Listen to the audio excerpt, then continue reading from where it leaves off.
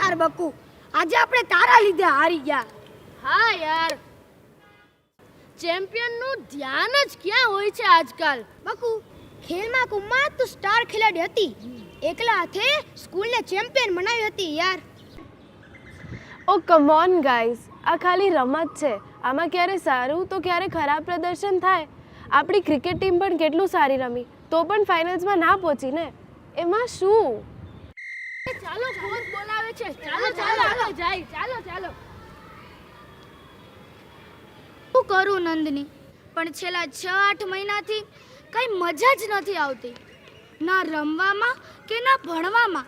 રમવામાં હું બહુ થાકી જાઉં છું અને ભણવામાં મન જ નથી લાગતું. હું કોશિશ કરું છું પણ ધ્યાન દેવાતું જ નથી. મને પણ તું થોડાક દિવસથી ફીકી લાગે છે. તારામાં હવે પહેલાં જેવો જોશ દેખાતો નથી. લોહીમાં હિમોગ્લોબિનના ટકા ઓછા હોય એટલે કે એનિમિયા હોય તો પણ આવું શક્ય છે. ચાલો હું તમને સૌને સમજાવું.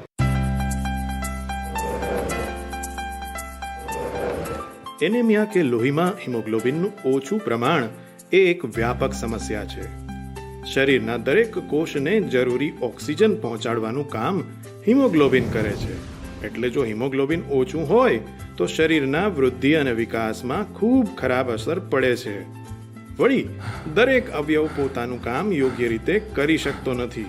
જેમ કે સ્નાયુઓ જલ્દી થાકી જાય છે. આને લીધે રોજિંદા ભારે શ્રમવાળા કામો અને રમતગમતમાં યોગ્ય પ્રદર્શન નથી કરી શકાતું. મગજ પણ જલ્દી થાકી જાય છે. આથી ભણવામાં વિદ્યાર્થીનું મન નથી લાગતું અને સારા માર્ક્સ પણ નથી આવતા. મોટા ભાગે એનેમિયાના લક્ષણો ગંભીર ન હોવાથી આ તકલીફ હોવા છતાં પણ લોકોને એની ખબર નથી હોતી. પરંતુ ભારતભરના આંકડાઓ ઉપર જો નજર કરીએ તો 6 માસથી લઈને 5 વર્ષ સુધીના બાળકોમાં 58% બાળકો એનેમિયાગ્રસ્ત છે.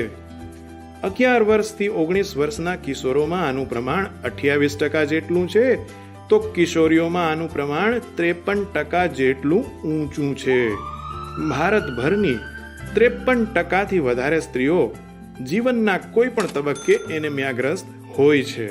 પરંતુ ગભરાવાની જરાય જરૂર નથી. એનેમિયાથી બચાવ એકદમ સરળ છે. તમારે તો માત્ર આટલું જ કરવાનું છે.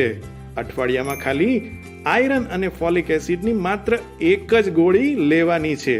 જેમ કે દર રવિવારે કે દર સોમવારે કે પછી તમને ગમતા વારે. જો તમારી ઉંમર 5 થી 10 વર્ષ હોય તો આ ગુલાબી ગોળી પ્રતિ સપ્તાહમાં 1 વાર લેવાની છે. અને જો તમારી ઉંમર 11 થી 19 વર્ષ હોય તો આ બ્લુ કે ભૂરી ગોળી સપ્તાહમાં 1 વાર લેવાની છે. 5 વર્ષથી નાના બાળકો કે જે ગોળી નથી ગળી શકતા એમના માટે ખાસ સિરપ પણ ઉપલબ્ધ છે જે માત્ર 1 મિલીલીટર લેવાનું છે સપ્તાહમાં 1 વખત. આ ગોળી કે સિરપના પ્રયોગ કરતા પહેલા કેટલીક વાતોને ખાસ યાદ રાખવાની છે. જેમ કે આ ગોળી જમ્યા પછી 1 કલાક પછી લેવાની છે. ગોળી આખી ગળવાની છે. ગોળીને સાદા પીવાના પાણી કે લીંબુ શરબતની સાથે લઈ શકાય છે.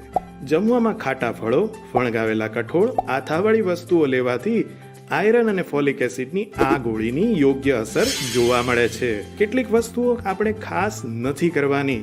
જેમ કે આ ગોળી ચાવીને કે ભૂકો કરીને નથી લેવાની. ગોળી લેવાના 1 કલાક પહેલા કે પછી દૂધ, ચા, કોફી કે કોલ્ડ ડ્રિંકનો પ્રયોગ ન કરશો.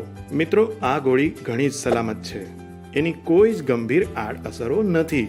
અમુક ખાસ કિસ્સામાં ક્યારેક સામાન્ય ઉલટી ઉબકા કે કાળો ઝાડો થવા જેવી સામાન્ય ફરિયાદ હોઈ શકે છે. આ ગોળી સિવાય આપણે બીજા પણ નાના નાના પગલાઓ લેવાના છે. જેમ કે સમતોલ અને પોષણક્ષમ આહાર લેવાનો છે.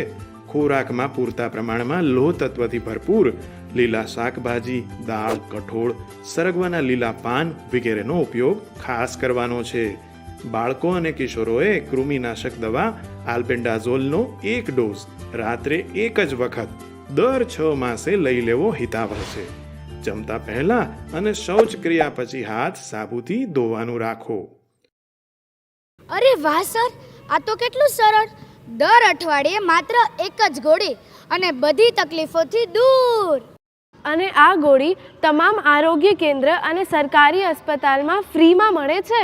આયનની શક્તિથી થશે બધા ટાર્ગેટ પાસ.